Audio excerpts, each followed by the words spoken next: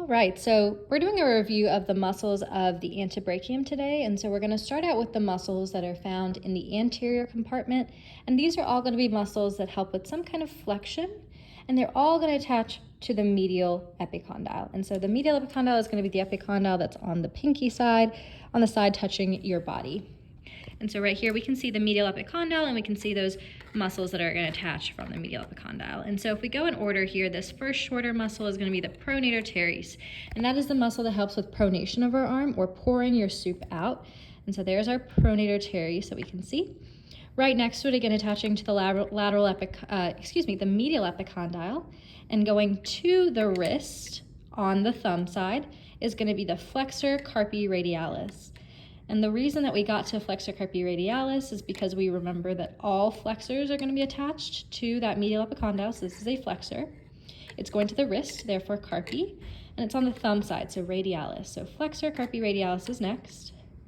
Right next to that, we have the palmaris longus, which goes into the palm, and we actually have an aponeurosis here that would help to tense the skin of the palm and help with gripping objects.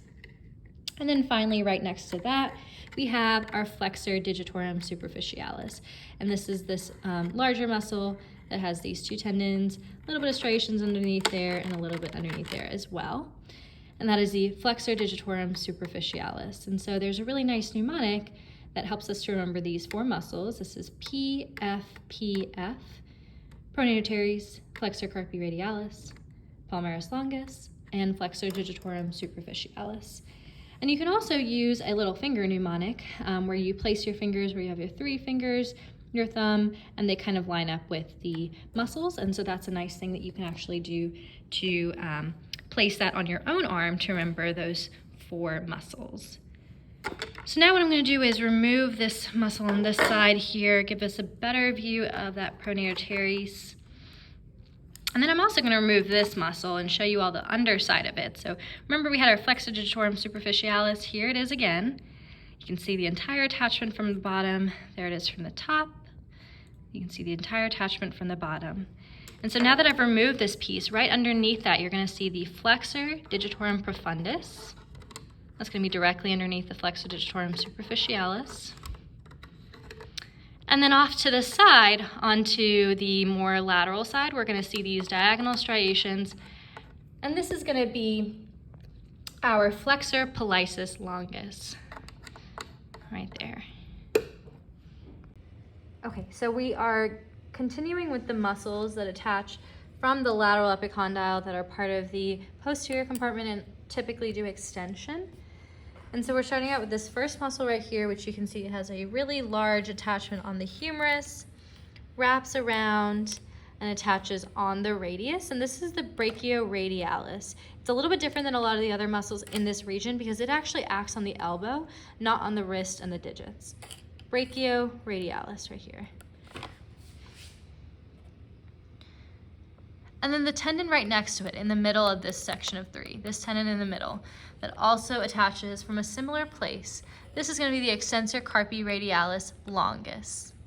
And the extensor carpi radialis brevis is right next to it, and it's a little bit smaller. It's brief brevis.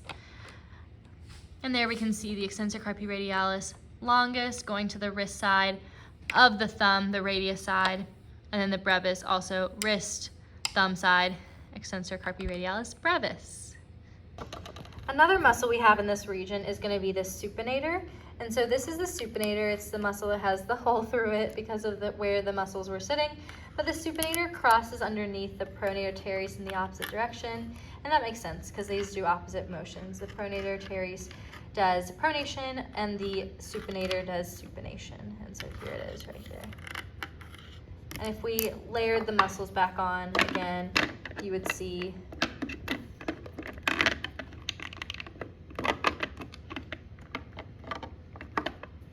that this is where the brachioradialis sits, the extensor carpi radialis longus, and the extensor carpi radialis brevis, and the supinator is below all that.